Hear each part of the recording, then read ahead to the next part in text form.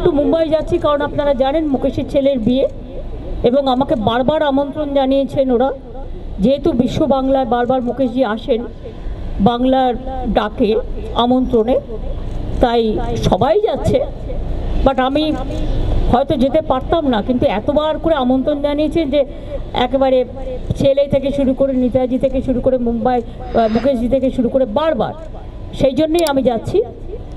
আমি কালকে উদ্ধব ঠাকরের সাথে একটা অ্যাপয়েন্টমেন্ট করেছি, রাজনৈতিক কথা হবে, কারণ অনেকদিন দেখা হয়নি ইলেকশনের পর, এবং শারদজির বাড়িতেও যাব। শারদ পরের সাথেও আমি একটা অ্যাপয়েন্টমেন্ট করেছি, একটা 4টে আছে, একটা 5টা আছে। অখিলেশও কালকে গিয়ে পৌঁছবে, ওর সাথেও দেখা হলে হয়ে যেতে পারে, এখনও ঠিক হয়নি কখন কখন পৌঁছবে না পৌঁছবে। আমি কালকে তারপরে বিয়েতে অ্যাটেন্ড করে আমি পরশুদিন ফিরে চলে আসবো। এই পর্যন্ত আমি আপনাদের একটা কথা বলি, কয়েকটা টিভি চ্যানেল খুব ভুলভাল উল্টোপাল্টা বিজেপির কথায় এম স্কোয়ার, অর্থাৎ ওদের একজন মালভিয়া আছে। এম স্কোয়ার বলতে আমি কি বোঝাচ্ছি আপনারা বুঝে নিতে পারছেন। যা কীর্তি করেছে, কীর্তি ও কেলেঙ্কারি, যা বাংলার সংস্কৃতিতে খাপ খায় না, বাংলা কেন দেশেরও নয়। 2021 সালের একটা ঘটনা নিয়ে কোনো একটা টিভি চ্যানেল, যদিও এটা মুকেশজির TV channel, I am sorry to say, এখানে আমি কোনো কম্প্রোমাইজ করি না। 21 সালের ঘটনা নিয়ে আমার ইলেকশন ড্যামেজ করবার জন্য গত 72 ঘন্টা ধরে একতরফাভাবে একই নিউজ দেখিয়ে গেছেন, অথচ সেই সময়টা অর্জুন সিং ওখানকার এমপি ছিলেন, এবং যারা করেছিল তারা কিন্তু অ্যারেস্ট হয়ে এখনো জেলে আছে।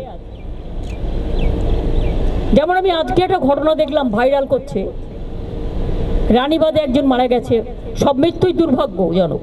আমি খোঁজ নিয়েছি, নিয়ে জানতে পারলাম ওটা একটা ফ্যামিলি ম্যাটার, পার্সোনাল এনিমিটি, সেটাকেও ইট ইজ নাথিং পলিটিক্যাল। তাও পুলিশ যে অ্যাকশন নেয়, পুলিশ অ্যাকশন নেবে, এটা পুলিশের ডিউটি। গত পরশুদিন একটা দেখুন, এতগুলো ইলেকশন হয়ে গেল, এতগুলো বুথ, মাত্র একটা বুথের একটা ইনসিডেন্ট নিয়ে এবিপি আনন্দ সারাক্ষণ কাল 24 ঘন্টা ধরে দেখিয়ে গেছে, আর কোনো খবর নেই।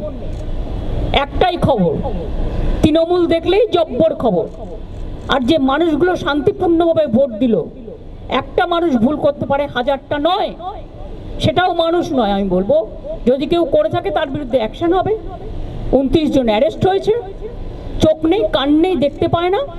কয়েকটা টিভি চ্যানেল বাড়াবাড়ি করে উত্তেজনা চড়াচ্ছে, প্ররোচনামূলক বিবৃতির মাধ্যমে লোককে মিসলিড করছেন, ভুল বোঝাচ্ছেন, আর অপসংস্কৃতির কাণ্ডারি হয়ে এরা মোদি মিডিয়া হয়ে গেছে। আমি আপনাদের বলবো, আপনাদের কিছু ক্রস চেক করার থাকলে, নবান্ন তো আমাদের সবাই থাকে, আমরাও থাকি, আপনারা ক্রস চেক করে নিন, পুলিশের কাছে ক্রস চেক করে নিন যে অ্যাকচুয়াল কি ঘটনা ঘটেছে। এমনকি পুলিশ যখন বলছে, ইনফরমেশন দিচ্ছে, তখনও সেটাকে আপনারা ক্যারি করছেন না, just one sided news carry হচ্ছে। কারণ তা নাহলে বিজেপি আপনাদের ইনকাম ট্যাক্স রেড করবে, সিবিআই রেড করবে, ইডি রেড করবে, এটা দীর্ঘদিন চলতে পারে না। এটা আমি আপনাদের কাছে আবেদন জানাচ্ছি এখন। এরপর যদি আবেদনে কান না হয়, তখন আমি আইনের পথ দেখব।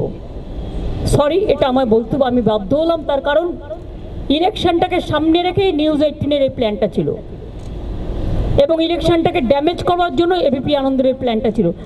আর কতগুলো টিভি চ্যানেল আছে যাদের নাম আমি করতে চাই না, নাম করলে কষ্ট লাগে, তাদের পাবলিসিটি হয়। আমি সরি, আমি তাদের বলতে চাই না। থ্যাংক ইউ, ভালো থাকবেন সকলে, আমার টাইম হয়ে গেছে তাই আমি যাচ্ছি। সকলে সুস্থ থাকবেন, ভালো থাকবেন। আমি চাই উল্টোরথ এবং মহরম সব কিছু শান্তিপূর্ণভাবে হোক, যাতে কোনো অসুবিধে না হয়। এটা সব আজকে আমি আর কোশ্চেনের উত্তর দিতে পারছি না, because I am late now.